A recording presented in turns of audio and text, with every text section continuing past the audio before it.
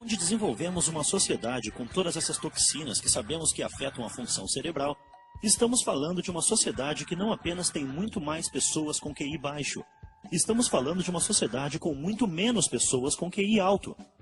Houve um emburrecimento químico da sociedade. Isso os deixa dependentes do governo, porque eles não conseguem de fato se superar. Temos essas pessoas de QI mais baixo, que são totalmente dependentes. E então nós temos essa massa de gente que vai acreditar em qualquer coisa que lhes é contado. Porque eles não conseguem realmente pensar direito. E é isso que eles querem. Porque eles insistem tanto e gastam centenas de bilhões de dólares em propaganda mental para emburrecer a sociedade. Para emburrecer a sociedade.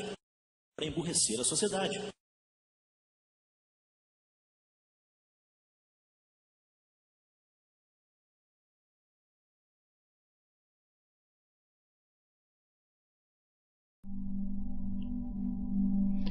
Uma revisão no conteúdo de livros escolares de ensino básico anterior ao ano de 1910 revelou que alunos estavam desenvolvendo habilidades que as crianças, adolescentes e jovens de hoje nem mesmo ouvem falar. Uma pesquisa de 1990 com alunos de faculdade dos Estados Unidos mostrou que 42% não sabiam dizer as datas das guerras que ocorreram em seu país há 50 anos atrás. Algo está errado. As crianças estão mais ignorantes agora do que há 100 anos atrás? Segundo os educadores, é preciso mais dinheiro.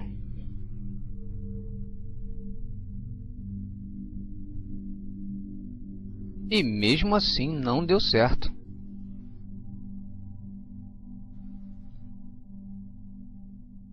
Esta é a história do emburrecimento proposital de um país.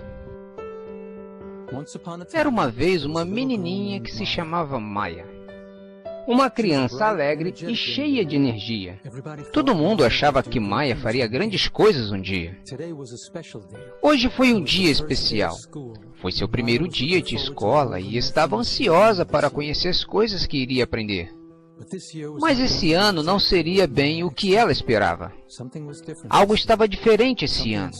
Algo na escola não estava muito certo. Maya ainda estava aprendendo a ler e escrever, e mesmo com suas tarefas cheias de erros ortográficos, a professora lhe deu uma estrelinha.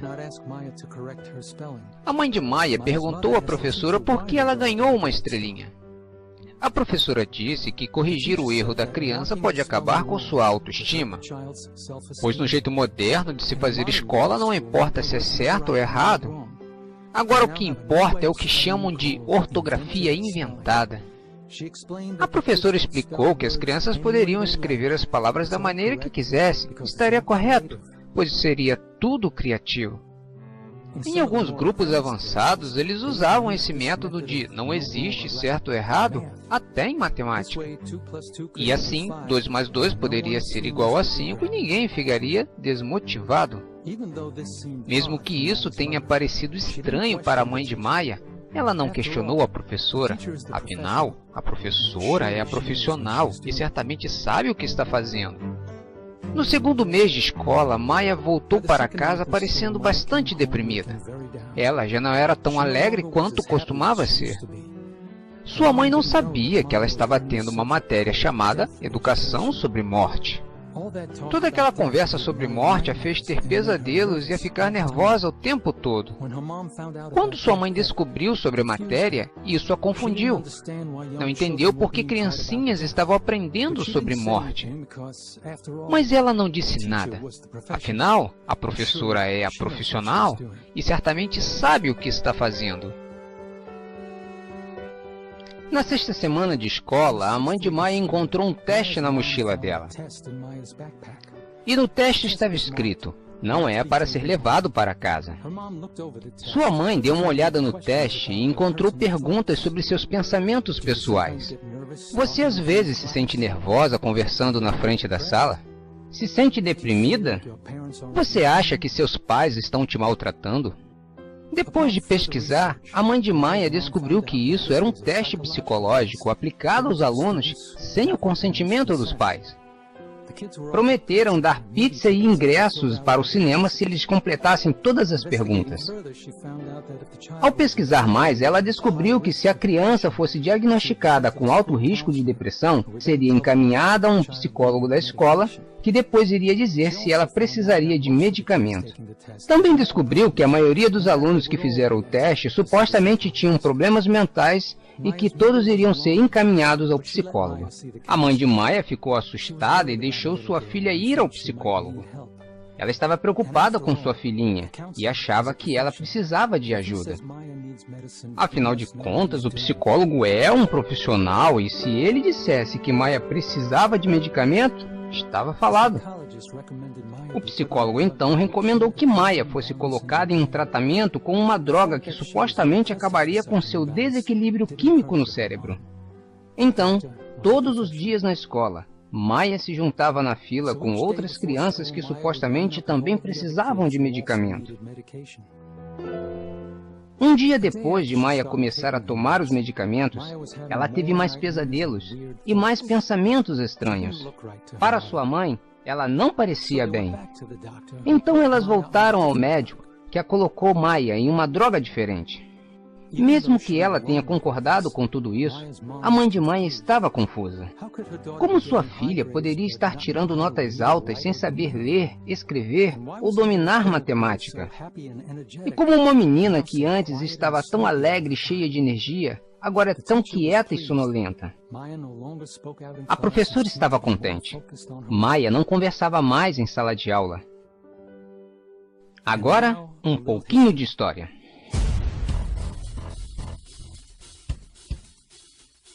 Em 1879, William Wundt, o pai da psicologia, decidiu que o homem não tinha alma.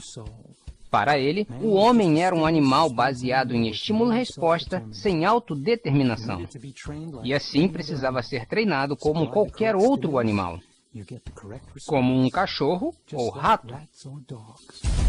No começo do século XX, os estudiosos ensinaram aos professores uma nova ciência, a psicologia. E assim, novos métodos de ensino desvalorizaram e substituíram estudos profissionais por técnicas comportamentais para mudar os valores das crianças. A Fundação Rockefeller nos Estados Unidos apoiou e financiou educadores como Edward Thorndike, James Russell e John Dewey, todos seguidores das ideias de William Wundt. Juntos, eles elaboraram materiais didáticos para o novo sistema de educação.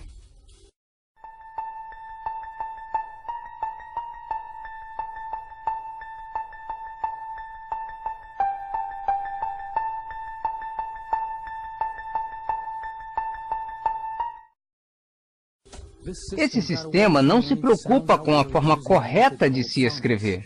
Eles agora usam um novo método chamado olhe e escreva. Tudo que o aluno tem que fazer é reconhecer as palavras pelo jeito que elas se parecem. Apesar do nível de leitura cair drasticamente, eles ainda assim continuam usando esse método. Eles contrataram profissionais da educação que achavam que disciplinas como história ou geografia eram desnecessárias às mentes dos jovens. As crianças deveriam se concentrar mais em como se sentem em relação à história, ao invés de memorizar fatos agora considerados desnecessários. E o mais importante, os professores e os psicólogos são quem deveriam agora ensinar valores morais para as crianças, e não os pais da criança, pois os pais não são profissionais.